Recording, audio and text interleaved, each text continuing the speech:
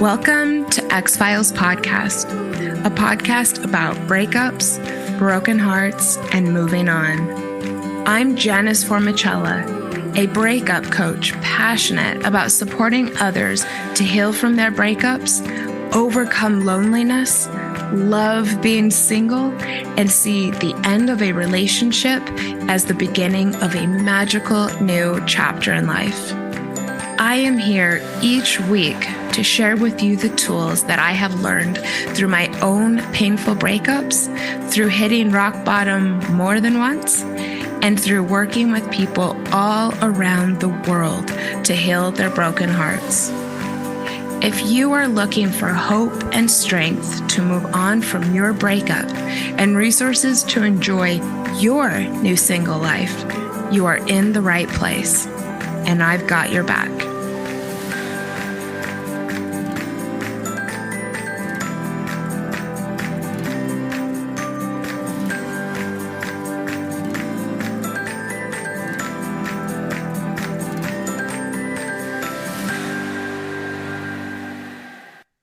Hello to my dear listeners. Thank you for being here today. Today, I have another edition of My Breakup Story. Today, I am featuring / chatting with a former client of mine, Mike, pronouns he, him, who's coming back to chat with me about a year after working with me about everything that has happened in his life and his reflections on his breakup and the important work that we did together.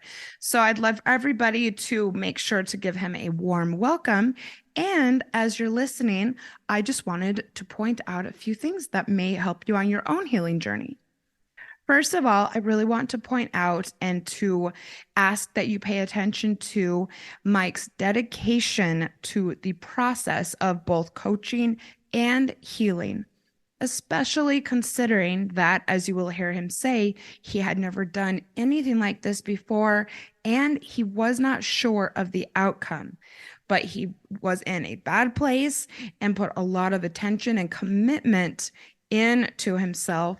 And he really not only turned a corner quickly, but completely turned his entire life around. I also want to point out Mike's enthusiasm for being single, and he was chronically or habitually monogamous and in relationships for most, if not all, of his adult life, and now absolutely loves being single. He says he has a lack of FOMO because of being able to take himself out, and he is not in a hurry to change his life with a relationship. And along those lines, you can hear Mike's enthusiasm and excitement about the fact that he has decided to take a break from dating and is totally fine with it. He really loves his life. So with that, I will leave you to our chat. And if you would like to be featured on My Breakup Story, or if you would like to experience some of the same things that Mike and my other clients have, please make sure to hit me up on Instagram so that we can chat about coaching options. I am going to be revamping both my packages and prices at the end of this month. So get in now if you're curious. And with that, here's Mike's story. Hi, everybody. Hi, Mike. And welcome to another My Breakup Story episode. Hello, Mike. How are you? Hi, how's it going? It's going really well. It's going really well, especially because I haven't seen you in a little bit. We have kept in touch, which has been fun.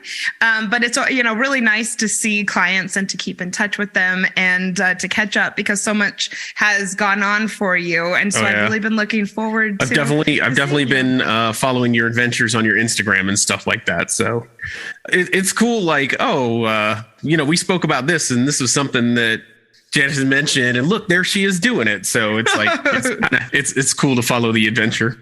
Well, thank you. And I do think, being single taught me a lot of things. And one of those is that you can give yourself adventures, whether or not you're in a relationship. And I certainly have done that, as have you. And I'm excited to share some of that with my audience. Me too. Let's get into it. Mike is a former client of mine, and he likes to refer to himself as what did you say? One of my star students. Well, that's only because you told me I was a star pupil before. So I was like, all right, I'm taking it. I'm keeping that.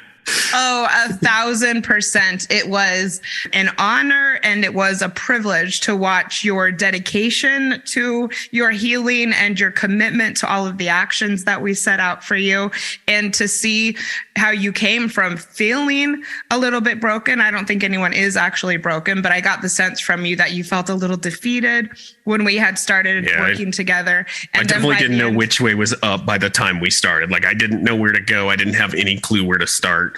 And I had a friend show me the podcast. Shout out to Sam. And I started listening, and like a lot of things that were a lot of the topics being discussed were very pertinent to what I had going on in my life. And like, finally, I just was like, okay, I'm not making any progress. I'm not feeling I'm not feeling like I'm getting any better. So that's when I reached out, and it was great that I did. It was awesome for me.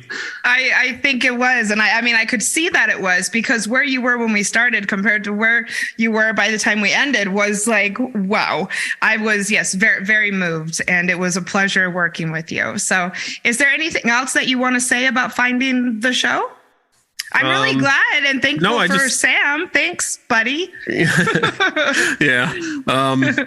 Yeah. Sam pointing me towards your show was really the most helpful thing that probably could have happened for what was going on for me at the time. But yeah, take note, everybody. If you've been helped by the podcast, send it on to someone else, because it is really meant to be a resource for people who are going through this. And that's how I always want people to think of it as. It's like a library of resources. No, and I've definitely listened to episodes like when I'm feeling a certain feeling or I'm trying to process something or whatever. I will definitely go back and listen to an episode that I have already listened to. It's like, what did they say about, what did they say about journaling, or what did they say about, what was this quote from No Contact that I was looking for that, I need to hear again or whatever. Like, yeah, it's definitely, the replayability is there for sure. At least it was for me. So I really, really appreciate that.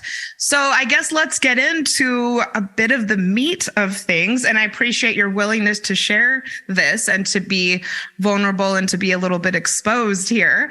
Can you tell us about the end of your relationship and kind of like what led to the breakup? I think this is important because everybody's dissolution of relationships is a little different, but anyone who listens to X-Files has a story there. So can we hear a bit about yours? I don't know how much of a story it is, because I don't know, man. Well, yeah, no. Well, once I got into reading and listening to the podcast and stuff like that, I was pretty much just, it was a textbook discard, right? Like it was a textbook. You're the problem. I was the problem in the relationship. I was the problem in the relationship, and things became so difficult for me to deal with on a daily basis that I finally was just like, if it's that bad, and I was being led, I see that I was being led now in hindsight, that I was being led to that end. But I definitely was like, well, if it's that bad for you, then maybe we should do something about it. Mm-hmm. It was over. I mean, it was over just like that. As soon as you stood up for yourself. Yeah. As soon as I decided that I was going to not take that treatment anymore, it was to the minute. It was over. Mm-hmm. And how long had you been together? We had been together for 3 years and some change. Mm-hmm. So this is what working with you helped me realize, was how many red flags I had ignored when that relationship was forming. Mm-hmm. All the behavior that I put up with, all the boundaries I let be violated, things. It was something that I didn't have any previous knowledge about boundaries in a relationship and expressing myself and asserting myself in things that mattered to me. It was just kind of like, oh, well, this is how relationships are supposed to be. I'm just supposed to go with the flow. I'm just supposed to put up with this. Mm-hmm. And especially after working with you, it was just like, oh, all these things were wrong from the word go. Like this, by the end of it, I'm like, oh, I really have no one to blame but myself, because I Well, just you don't, didn't know. yeah. You didn't have the No, knowledge. I mean, and that was, we don't get taught these things. yeah, I didn't know what I didn't know at that point. Really, I just knew that I had been left, and it just seemed especially cruel, and Yeah. I was the one who was at fault for everything, and I was just completely crushed, confused. There was all kinds of emotions, and having never dealt with any of them, it's just these like huge emotions that, with nowhere to go, no way to process, nowhere to turn to get support in dealing with them, because I had never dealt with them before Well, I don't in a think healthy manner. in a healthy manner. And I want to be clear, I don't think anyone ever asks to be mistreated, and you did not make your ex mistreat you. What I think it is that so many of us stay in unhealthy relationships because we simply aren't either prepared to be alone, or we don't know any other way. And so I want to make sure to make that clear and to differentiate. But I'm glad that you have the knowledge now, and it was really interesting working with you and seeing the eye openers that you had along the way. Yeah, and you didn't give me any quarter, no mercy, no nothing. You challenged me every step of the way, and that's really what I needed at that point. So it's not an easy process, but that firm hand guiding you through it that you provided for me, which I only assume that that's what I needed at that point, because you challenged a lot of my thoughts, a lot of my feelings and stuff like, it's like, why do you think that? How come you think that? Like, I'm so glad. And really made me really start to analyze things and decisions that I had made, where previously there was no thought put into any of these decisions. So, well, yeah, and that's the thing. And that's why sometimes it does take a really big reality check to get out of these cycles that we have in our relationships, because unless we start doing things differently, we'll just keep doing it. And that's why I think coaching can be really effective for some people if you allow it to be. So can you tell us about some of the initial struggles that you had with your breakup and recovering from it, or what kind of led you to get to this stuck place that you were in when we met? Oof. I think it just completely caught me off guard. Yeah. I couldn't see the forest for the trees. I couldn't see what was happening when it was happening. I was holding so tight to just trying to keep the relationship together that I couldn't really see how big and how severe the problems were until I cut loose. You know, I was finally cut loose. I shouldn't say I was finally cut loose and had a chance to actually start to look at what happened in the relationship and stuff like that. And it was, like I said, it was all just those huge emotions with nowhere to go with them. No knowledge of journaling, no knowledge of, you know, there's people out there just to talk to, or how cathartic it can be just to talk through the process with someone who isn't going to judge how you got yourself in that position in the first place and stuff like that. So it was really just huge feelings, and just constantly feeling lost, confused, hurt, rejected, worthless, like, you know, all the things that I was put in a position to, well, I put myself in a position to end up there in the first place. I totally know what you mean. So once it finally happened, it was like, oof.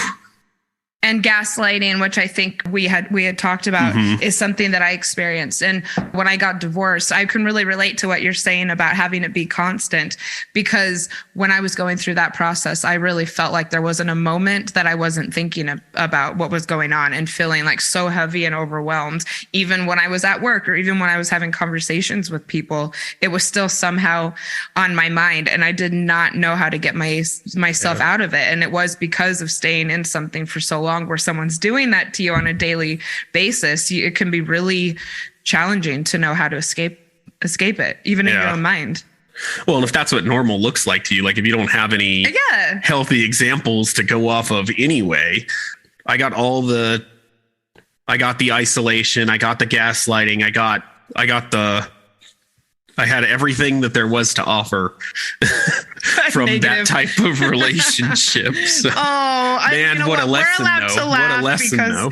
yes. Yeah. And sometimes, it does take really, I mean, I don't know if you would say that you hit rock bottom, but sometimes it does take something really earth shattering like this to help us learn about ourselves. And then, a couple years later, we can look back and say, oh my God, look at myself now. That was ridiculous. Yeah. And laugh about it a little Yep. bit. So No, I don't want anyone to think that we're making light of this. What Mike and I both went through was really heavy and dark. But I know for myself, I'm relieved that I'm now able to be like, wow, you've come a long way, girl. Yeah. Yeah. And it was like in that moment when it first happened, and for the next 9 or 10 months after that, it feels like it's never going to change. It feels like this is just how it's going to be for the rest of forever. But now this far out from it, it's just like, okay, well, clearly things do get better and it will change. So you just have to do the work, I guess. Yeah. And do the healing, which I was never really good at. So well, you are now. I know I laugh sometimes because I told my friends I would never get over it. Never. And that's silly because but it feels like that when you're that was my truth. And you're there, it really, really feels like that. It feels like it's never going to get better. Mm-hmm. Yeah. How could it when it feels so insurmountable? What was the hardest part about your breakup? The hardest part was how confused I was. And then you mentioned breakup brain in the podcast quite a bit. And that I had a severe case. It was just, there was a lot of, I'm a computer guy, so I say there was a lot of cycles going towards processing, what had happened and those emotions and stuff like that. And it's like, I couldn't remember to pick up lemons at the store when I was just going to the store to get lemons. I couldn't remember what I was doing at work if I turned away from my desk or something like that. Like just the brain fog that came with all that was really rough. Yeah. Thank you for mentioning that. I'm actually making a couple notes as we're talking about maybe some episode ideas or some things that I'll revisit.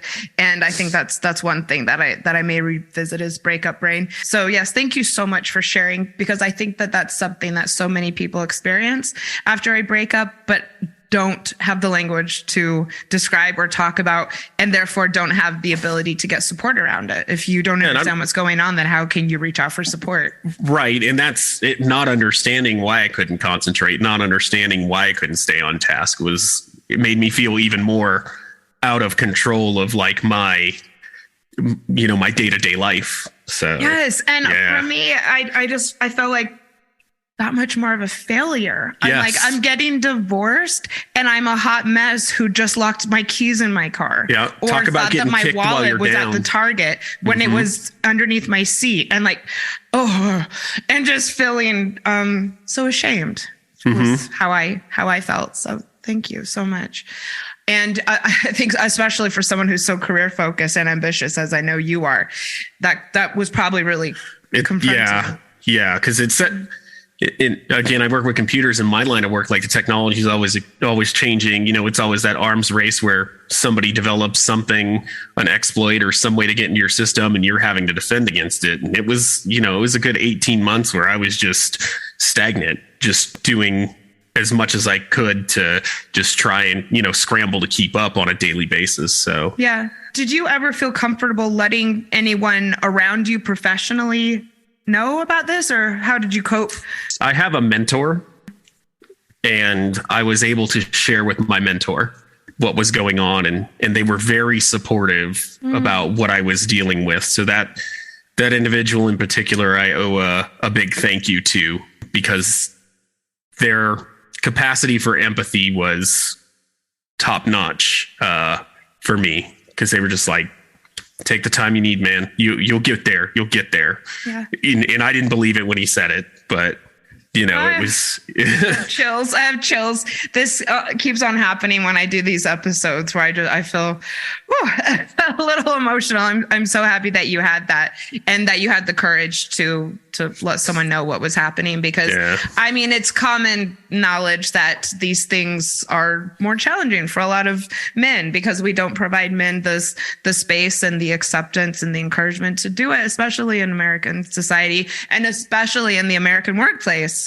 Oh yeah. No, So I think the tides are turning a little bit. I think so. Yeah. That's great. I think that there's a lot more awareness, especially like with the advent of social media and like podcasts and TikToks and his TikTok's Nitty Gritty. Chris, I think his name is Chris Gritty. Oh, Yeah, he's what a been on the lifesaver! podcast. What a lifesaver, man! I can't. Oh, I'm so glad to hear that. Yes, everybody go check out on TikTok, on Instagram, the Nitty Gritty. His name is Chris Gritty. He does a lot of content on narcissism abuse and toxic relationships and avoiding toxic relationships. And I'm so stoked to hear that. So, Mike, when did you feel, in the midst of all of this that you're describing, when did you feel that you started to turn a corner with things? Because you were stuck when we met. Yeah. And so did like the cobwebs kind of start to clear and hope appear? It was definitely, I would have to say, I can't remember the timeline because there's still a lot of brain fog there and a lot of stuff that I can't quite recall I get it. very well with everything that was going on. But it had to be after our second or third session when we worked together, because the things you were asking me to do in between our meetings were starting to impact me very positively. And I could see the effect of those exercises, or, whatever you asked me to write down, or what you wanted me to, my homework, if you will, for the next meeting or whatever. It's always optional, everyone. But yes, I do love to give homework. Do the homework. Do the homework. That's what, and I'm not a homework guy. But when I got the homework and I actually started doing the homework, and it really forced me to analyze a lot of my behavior, a lot of my thought processes, a lot of decisions I made. I had to go back through and why did you make this decision? And then confront the reality that I put no thought into making that decision, or it just seemed like the right thing to do at the time, or hey, just go with the flow. Like, this is, and it was really eye opening to see. And it was really within those first few sessions where you were challenging my take on the situation and giving me an alternate, a different perspective and some alternate ways to think about some things that had happened, or how I was processing emotions and stuff like that. So yeah, it was helpful very quickly initially, but really turning the corner was probably when we worked together. It was probably our last few sessions where it was just like the light at the end of the tunnel started to appear. And it was just like, oh no, I am going to get through this. I'm going to be all right one way or another. Well, it's only because though that you were putting in the efforts, because I think once in a while someone can stay stuck, but it's, I think, not believing that you can get better, not doing anything to recover, not making changes in your life. And you made a lot of changes. Yeah, I did. Even just the way that you view things can be a massive change. And I can tell that you did that. And also, it seems to me, and correct me if I'm wrong, but it seems to me what you're saying is taking ownership and power over your destiny was a big component of it. Yeah, no, that was huge for me, because I had to really look at what my part in it is. I'm classic, well, I didn't do anything wrong in this situation. Like, why am I the one that's in trouble? Why am I the one that's at fault for this or whatever? And then, having someone show you like, well, let's go to the replay. Yeah. This happened, this happened, this happened. What did you do? Oh, I didn't make the best decision I probably should have made. We have a winner. That's the correct answer. And again, this isn't to shame, but it's to actually take ownership and to take control of your future. And that's what it's helped me do, is realize that, for some of the situations I found myself in, I was definitely at fault. And that made me, how can I say this? It made me really look at my behavior patterns and see why I consistently found myself in a situation like this, and really look at my previous relationships and never doing any healing, never doing any work, and just jumping into the next relationship to make myself feel better, or whatever, however it would go down or whatever. Like, all those things that I just did without taking any thought or any time to process or anything. It was just go, go, go, go. It's all, and like actually taking a step back and thinking about things and realizing what I need to do better next time instead of just going forward and doing the same thing over and over and over again. I think that's I can't remember which episode it is, but I think that's the quote that made me actually like reach out to you. Was, I can't remember who said it, but the quote was, "The universe will keep teaching you the same lesson until you learn." Yep. And I was just like, you're just sitting in the car and it's just like, oh my God, do they know me? Are they here? Have they been watching this whole time? Like, I'm so it was like, happy it was so, to hear that. So accurate. It's such an accurate statement. Great. Yeah. I mean, and I can relate as well. I had a number of relationships that just absolutely blew up in my face. And I had to look back and say, well, why had I forced this to continue on in the first place, considering how fraught with potential destruction or disaster there was? And it was because I thought being in a relationship was kind of the missing piece in my life or the most important thing. I didn't want to be self-reliant and learn about myself. And so I was always pushing things. Right. Yeah. Because that's scary to be the only one responsible for everything that goes on in your life. That was a big fear that I had to get over was, by the end of it, I was going to concerts by myself. Yeah. I want to talk about that. Right. Actually. But actually being alone and being responsible for everything that happens in your life when it's never been the case before is a very daunting proposition. Yeah. I mean, for me, I was terrified. And that's why I stayed in Australia for 5 years, going from one disaster to the next, is because I thought to myself, I've never done this before.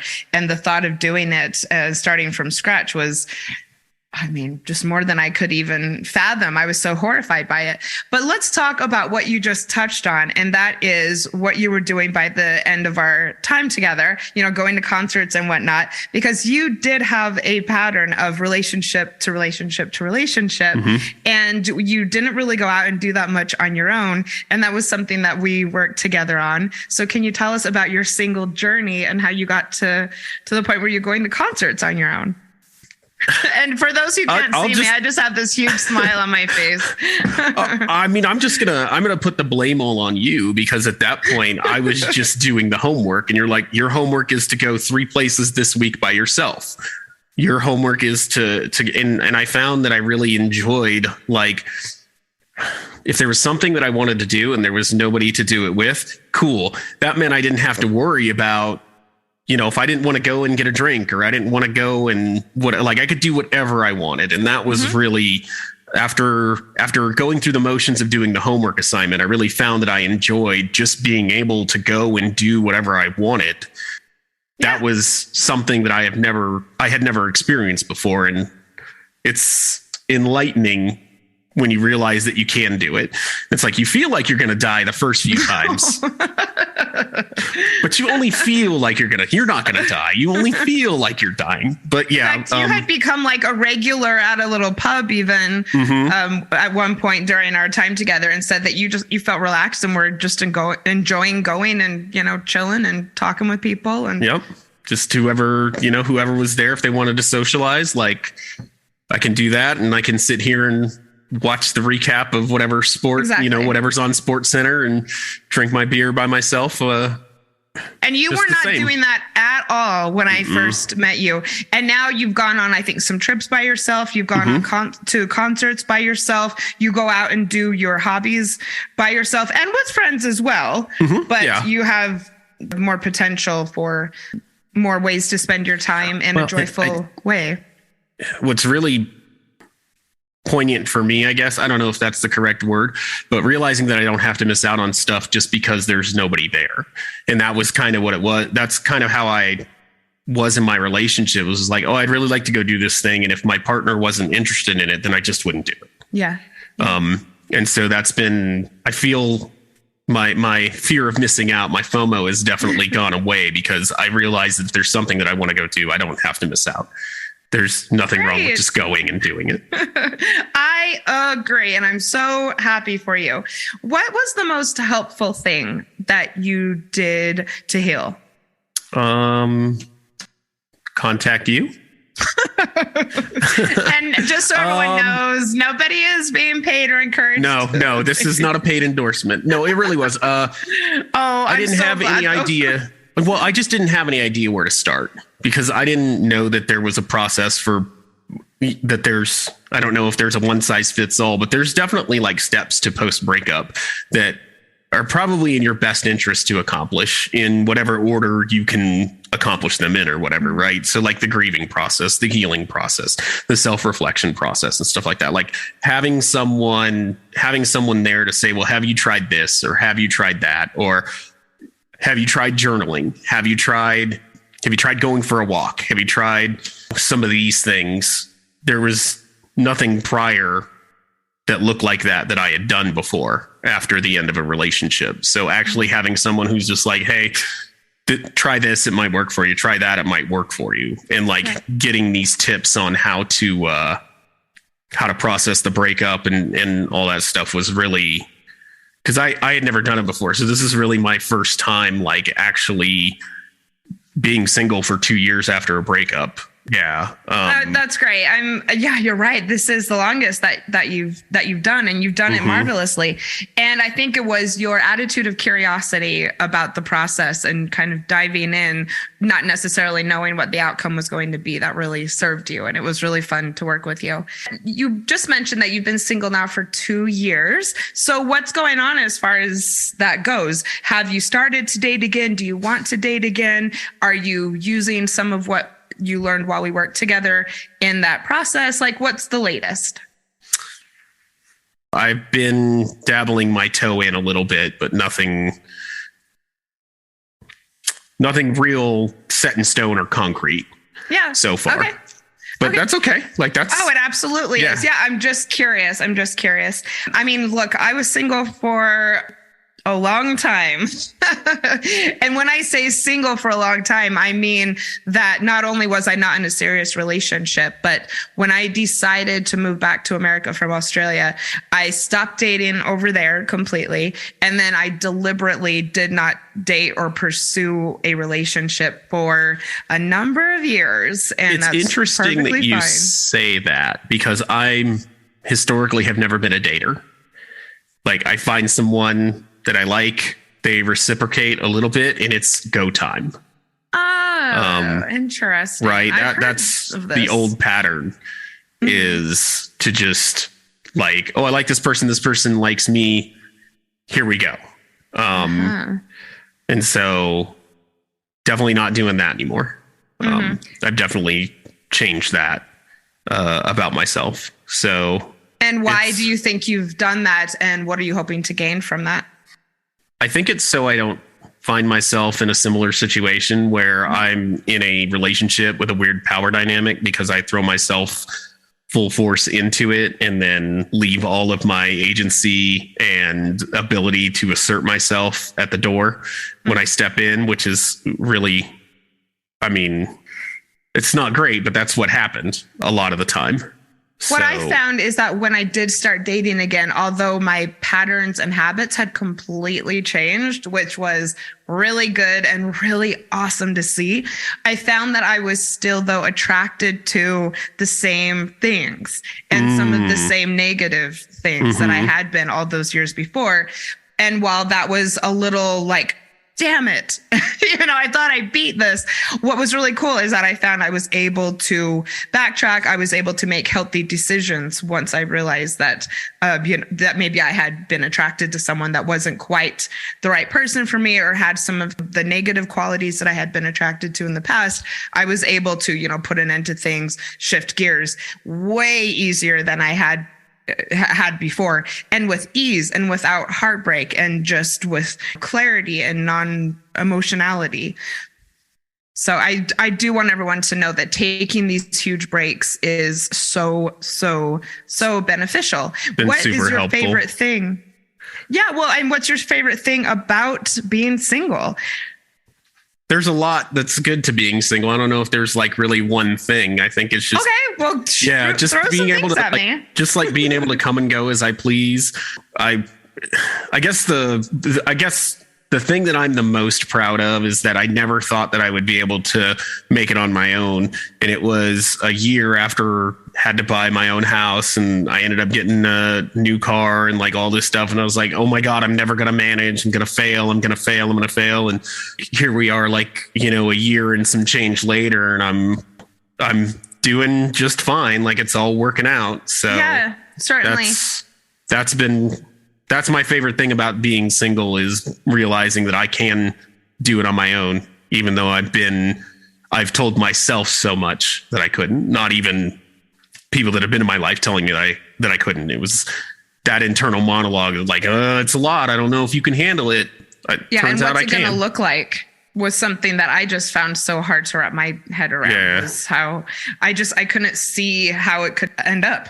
Right. I had like no vision in my mind of what my life would yeah, look like exactly. Yeah. Like that was hard to get over, was it's going to look like whatever I want. Then you got to figure out what you want, which can be, you know, as difficult as anything else. Oh, I do know, very much so. One thing I wanted to touch on that I hadn't asked you about before was that I do know that you stayed really dedicated to no contact with your ex. And can you just kind of touch on that and how you did that and why it was effective for you? Well, for me, it was so that I could stop being manipulated.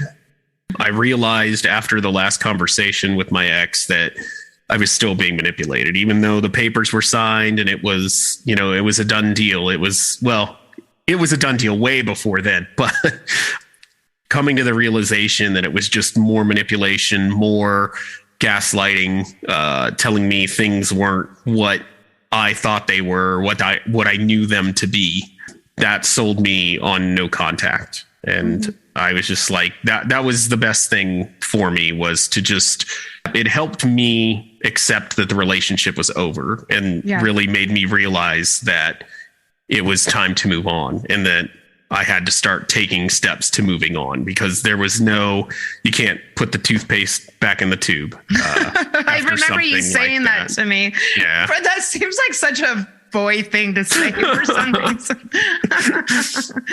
It's a very cute analogy. I don't think that's something that I would say necessarily, but I mean, it's so true. It's the best way I can describe it, for sure. You're absolutely right. You know, it's a mess of tooth. You know, it's just a mess. Can't shove it back in the tube. Just scrape it all off the counter and start over again. You know. See, I think that's why I wanted to say that, is because I find like that type of mess kind of gross. And, you know, I'm the person with the weird quirk of wanting everyone to brush their teeth in private.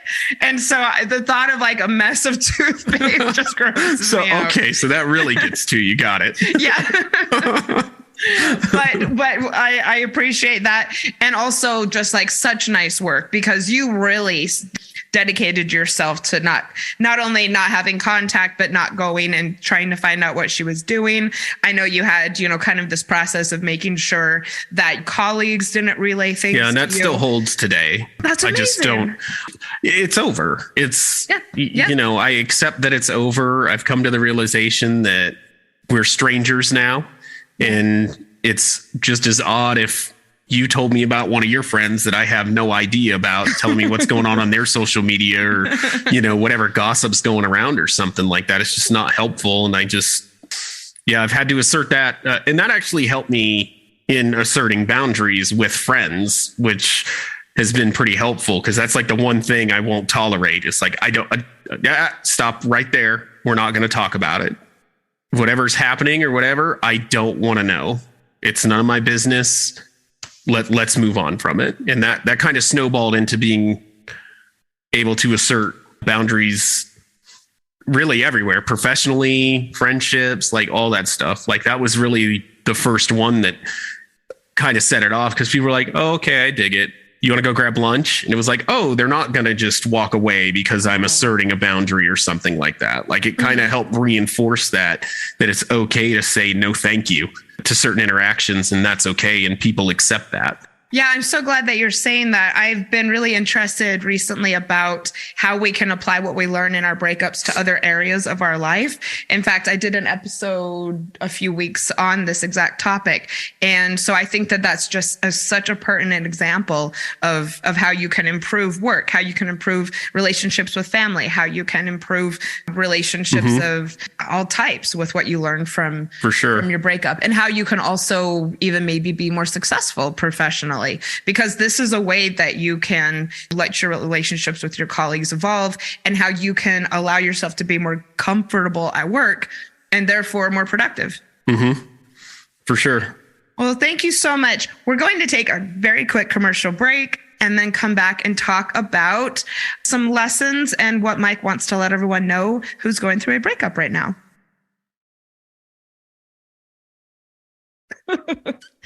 All right. Welcome back, everyone. And thank you so much to listening to my sponsors. Before we wrap up, I want to get to my favorite part of the My Breakup Story episodes. And that is, what would you say to someone who is struggling with a breakup right now? I was waiting for this question.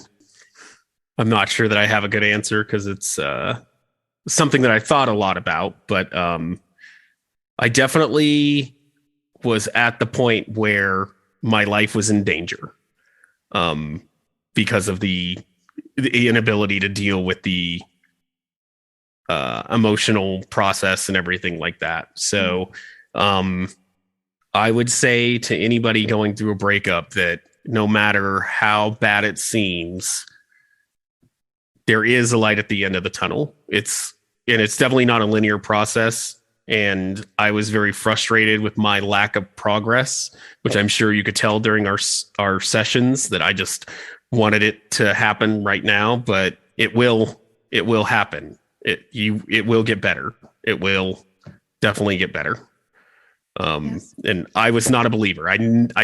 If you'd asked me that for a year after my breakup, it's never going to get better. It's never going to get better, but it does. It does get better. Thank you so much. And I will absolutely second that. It has been an honor to know you. It was fun and moving and quite gratifying to work with you. So I appreciate it. I want to applaud you. Go ahead. It's just really hard to feel that way when like when we were working together, it's really hard to take that genuinely, because you feel like such a failure. You feel like you can't do anything right. And it's good to have someone in your corner telling you that, even if you don't believe it, because here we are later and it's like, no, I believe it now. I believe you when you say that. Oh, I'm so glad that you do, because I'm being extremely genuine. And you also have just your own success as proof that you really did do as well as I'm saying. So I'm really, really happy for you as well. I appreciate it. Well, thank you so much for being here. Thank you for, as I said earlier, your vulnerability and your openness. I really think that this is going to help a lot of people. I am so excited to see what you do next. I'm so glad that we're able to keep in touch. And thank you to everybody who listened to My Breakup Story with Mike. I will see you next week. Bye. Bye, Mike. Bye, everyone.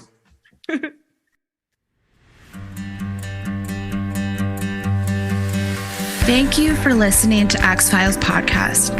I sincerely hope that you found today's episode inspirational or useful. I would love to support you on your healing journey. All you have to do is send me a message through the X-Files Instagram account, and I will personally be in touch to get you started. Remember, if you are struggling with a broken heart, your feelings are temporary. I am sending you so much love and luck for the week ahead. You've got this.